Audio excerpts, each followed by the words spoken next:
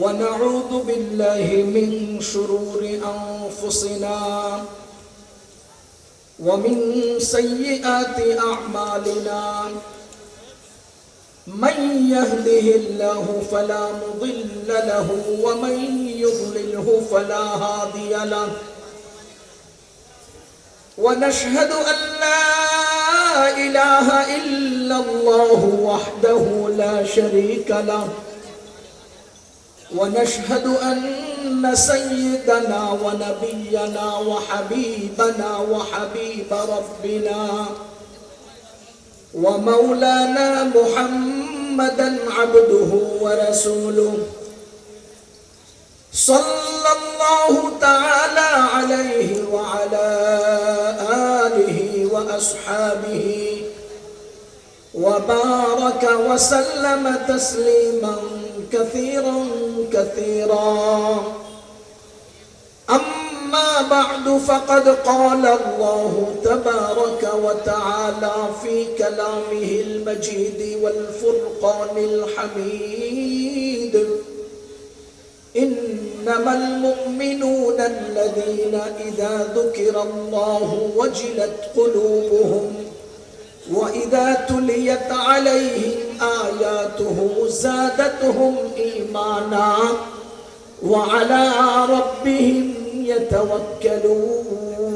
يتوكلون وقال تعالى إنما المؤمنون إخوة فأصلحوا بين أخويكم وقال رسول الله صلى الله عليه وسلم لا تحاسدوا ولا تباغضوا ولا تدابروا وكونوا عباد الله إخوانا صدق الله العلي العظيم وصدق رسوله النبي الكريم ونحن على ذلك من الشاهدين والشاكرين والحمد لله رب العالمين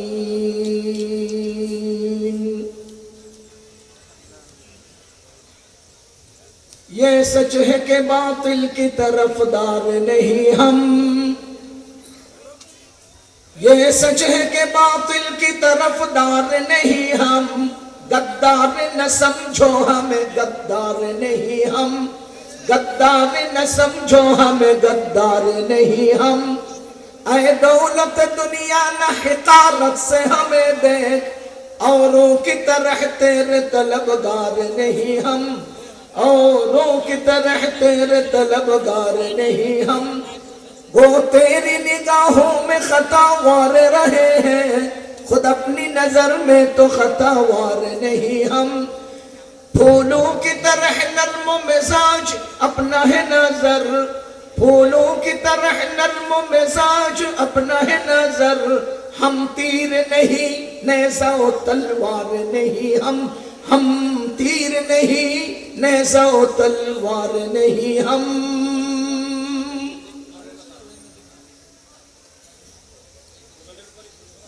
Imtiaz trading and contracting company Doha Qatar এর উদ্যোগে কোম্পানির আত্মীয় স্বজন ও সকল কবরবাসীদের মাগফিরাত কামনায় আন্তর্জাতিক ইসলামী মহাসম্মেলন 2024 এর চলমান অধিবেশনের সম্মানিত সভাপতি সাহেব মুআজ্জাজ উলামায়ে কেরাম মুরব্বিয়ান আযম যুবক ভাইরা ও বন্ধুরা বিভিন্ন এলাকা থেকে আগত সম্মানিত মুসলমান ভাইরা আমাদের আজকের এই মেলা আমাদের এই এলাকার একজন ভাই উলামায়ে কেরামের সাথে ভালো সম্পর্ক রাখেন জনাব মোহাম্মদ ইমতাজুল ইসলাম মিলন ভাই চমৎকার একটা আয়োজন করেছেন চমৎকার মেলা জমিয়েছেন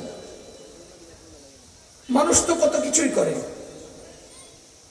দ্বীনি এই সমস্ত কার্যক্রম যারা আঞ্জাম দেন আমরা তাদেরকে মোবারকবাদ জানাই আল্লাহ তাআলা আজকের এই আয়োজনকে আয়োজককে আয়োজনের সাথে যুক্ত সবাইকে কবুল করুন আমি খুব লম্বা আলোচনা করব না ছোট্ট একটা বিষয় শুধু মনে করিয়ে দেওয়ার জন্য নতুন উদ্দীপনা তৈরির জন্য সময়ের আলোকে সময়ের প্রয়োজনীয় কিছু কথা। বর্তমান পৃথিবীতে মুসলমান চতুর্মুখী আক্রমণের শিকার। তবে মজার কথা হলো ধীরে ধীরে জুলুম অত্যাচারের সবগুলো পথ একে একে বন্ধ হচ্ছে, আলহামদুলিল্লাহ। সারা দুনিয়ায় সর্বোচ্চ পাওয়ার যারা রাখত, তারা একা না পেরে নেটো বাহিনীর মাধ্যমে আফগানিস্তানে দীর্ঘ 20-21 বছর নৈরাজ্য চালানোর পরে ইসলামপন্থীরা, আল্লাহর প্রেমিক, রাসূলের সৈনিকরা ওই আমেরিকাকে নাকানি চুবানি খাওয়াইয়া আফগানিস্তান থেকে পালাতে বাধ্য করেছে। বাংলাদেশের স্বৈর শাসক জালিম সরকারকেও বাংলাদেশি জনতা জোহরের আজান দিয়েছে, জোহরের টাইম শেষ হওয়ার আগেই ভেঙে যেতে বাধ্য করেছে। দীর্ঘ 40 বছরের উপরের জুলুম অত্যাচারের সেই সিরিয়াকে অত্যাচারীদের কবল থেকে মুসলমানরাই স্বাধীন করেছে।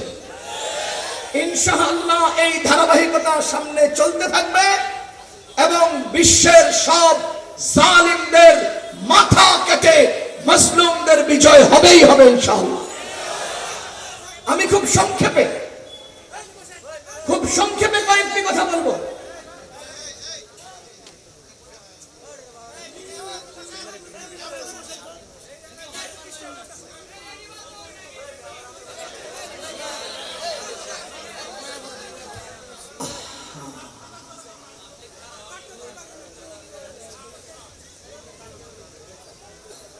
দাঁড়িয়েছেন কয়জন? কথা বলেছেন কয়জন? কেন দাঁড়ালেন একজন, কথা শুরু করলেন এতজন? ঘটনা কি? আপনারা বলবেন না শুনবেন? তাহলে আল্লাহর ওয়াস্তে ছোটখাটো বিষয় চোখে পড়বে, শোনার চেষ্টা করেন, ঠান্ডা থাকার চেষ্টা করেন। আল্লাহ, বর্তমান পৃথিবীর মুসলমান কেন এই পর্যায়ে গিয়েছে, কেন এমন পরিস্থিতির শিকার? 3টা কারণ। কয়টা কারণ? আপনাদের কাছে আরো অনেক কারণ থাকতে পারে, আপনাদের অভিজ্ঞতায় আরো অনেক কারণ ধরা পড়তে পারে। আমার ছোট্ট জরিপে, ছোট্ট জ্ঞানে আমি উপলব্ধি করেছি 3 কারণে আজকে বিশ্বের মুসলমান লাঞ্ছিত হচ্ছে, অপমানিত হচ্ছে। 1 নাম্বার কারণ, মুসলমান আল্লাহর রহমত নিয়ে চলবে, মুসলমান আল্লাহর উপর ভরসা করে চলবে, কিন্তু দুঃখজনক সত্য হলো মুসলমান আল্লাহর রহমতের গণ্ডি থেকে এখন লানতের গণ্ডিতে বসবাস করছে।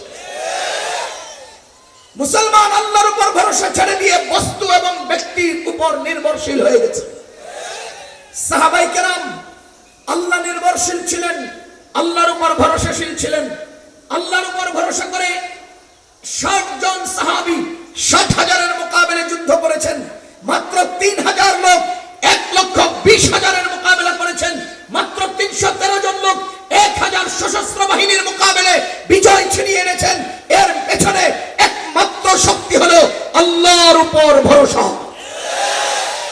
আজকে হিসাব মিলান, আমরা আল্লাহর উপর ভরসা ছেড়ে ব্যক্তি আর বস্তুর উপর নির্ভরশীল হয়ে গেছি। আমরা এখন আল্লাহর দিকে মনোনিবেশ না করে মামুকে, দাদাকে, বাবাকে টেলিফোন লাগাই। আমরা আমাদের লিঙ্কের পাওয়ার দেখাই, আল্লাহর রহমতের সম্পর্ক আমাদের সাথে আছে এটা আমরা মনে করি না। ভাইয়া, মুসলমানের মধ্যে বিশেষ মুসলমান যারা আলেম ওলামা, আজকে আলেম ওলামাও সমাজে অবহেলিত। কেন আলেম ওলামা সমাজে অবহেলিত কেন? এর মূল কারণ অনেক থাকতে পারে। আমি একটা কারণ উপলব্ধি করেছি, সেটা হলো এক সময়ের আওয়াম আলেমের সাথে সম্পর্ক রেখে তৃপ্তি অনুভব করত, গর্ববোধ করত, আমার সাথে অমুক আলেমের সম্পর্ক আছে, অমুক আলেমের সাথে আমার সম্পর্ক আছে। কিন্তু দুঃখজনক সত্য হলো আজকের আলেমরা আওয়ামের সাথে সম্পর্ক করে তারা তৃপ্তি অনুভব করে, অমুক নেতার সাথে আমার সম্পর্ক আছে। যদি আলেমরা আবারও তাদের ঐতিহ্য, অস্তিত্ব, গায়রত, সবকিছু যদি ধরে রাখতে পারত তো আওয়াম আলেমের সামনে এসে নতজানু হয়ে বসে থাকতো। তাহলে আমাদের আজকে বিশ্ব পরিসরে মুসলমানদের এই দুর্গতির এক নাম্বার কারণ, আমরা আল্লাহর উপর ভরসা ছেড়ে ব্যক্তি ও বস্তুর উপর ভরসাশীল হয়ে গেছি। আজকে মুসলমানদের এই দুর্গতির দ্বিতীয় নম্বর কারণ, আমাদের জীবন ব্যবস্থা, আমাদের জীবন চলার পথ পদ্ধতি আমাদের আল্লাহ আমাদের রাসূলের মাধ্যমে আমাদেরকে দান করেছেন।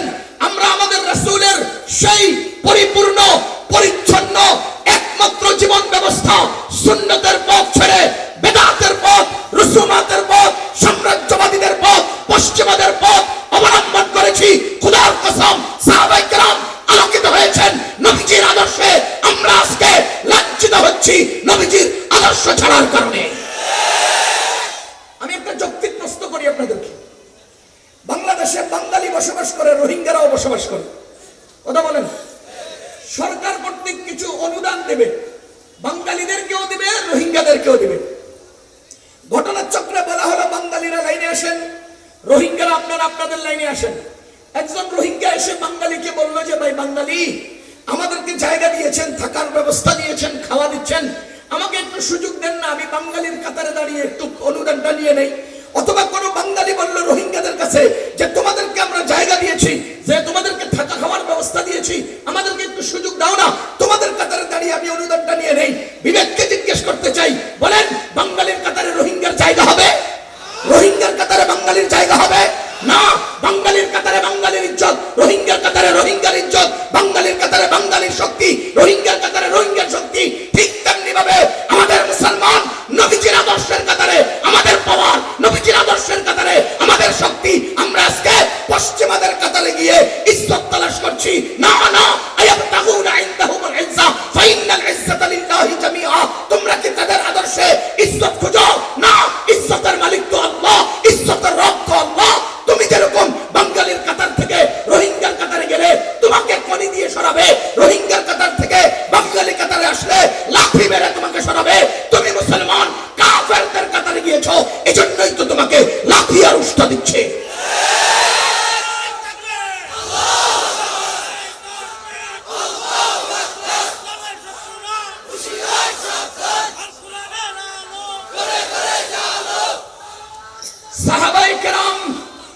সাহাবায়ে কেরাম আলোকিত হয়েছেন নবীজির আদর্শের দ্বারা। যুগ যুগে মুসলমান সম্মানিত হয়েছেন নবীজির আদর্শের দ্বারা। আজকে আমরা নবীজির আদর্শ ছেড়ে দিয়ে লাঞ্ছিত হচ্ছি। আমাদের মুসলমানদের লাঞ্ছিত হওয়ার 3 নম্বর কারণ, আমরা আল্লাহর রাসূল বলেছেন ওয়াকুনু ইবাদাল্লাহি ইখওয়ানা। আল্লাহ বলেছেন ইন্নামাল মুমিনুনা ইখওয়া। নবীজি বলেছেন আল মুসলিমু আখুল মুসলিম। মুসলমানরা প্রত্যেকে একে অন্যের ভাই। আজকে আমরা মুসলমান ছোট্ট থেকে ছোট্ট বিষয়কে কেন্দ্র করে দলাদলি করছি, মারামারি করছি, বিভেদ করছি, তাফরীক করছি, বিচ্ছিন্নতার উপরে আছি।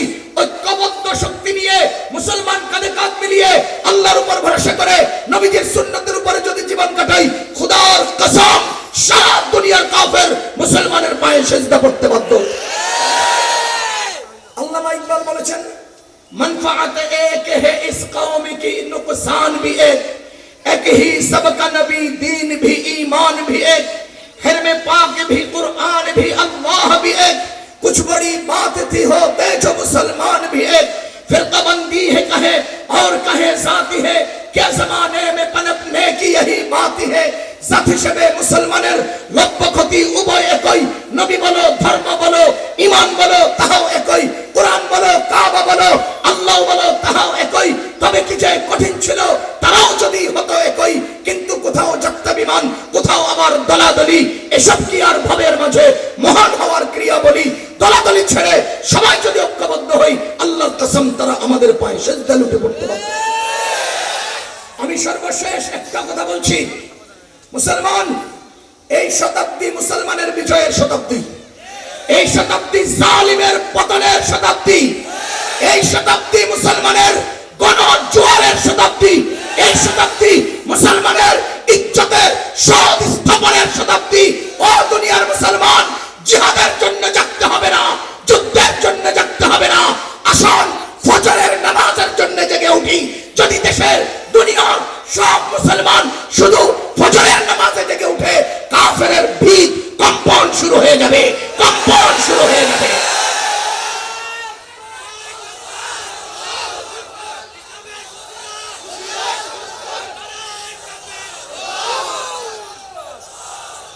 আমাদের এই দুর্গতির দিন কারণ, এক নম্বর আমরা আল্লাহর উপর ভরসা ছেড়ে দিয়েছি, দুই নম্বর নবীজির আদর্শ ছেড়ে দিয়েছি, তিন নম্বর নিজেরা পারস্পরিক দ্বন্দ্ব শুরু করেছি। আসেন আল্লাহর উপর ভরসা করি, নবীজির সুন্নতকে জীবনে ধারণ করি, ছোট ছোট বিষয়গুলোকে বাদ দিয়ে ইসলামের স্বার্থে সবাই ঐক্যবদ্ধ হই। আল্লাহ আমাদেরকে আমল করার তৌফিক দান করুন। ওয়া আখিরু দাওয়ানা আলহামদুলিল্লাহি রাব্বিল আলামিন। ওয়াসসালামু আলাইকুম ওয়া রাহমাতুল্লাহি ওয়া বারাকাতুহু।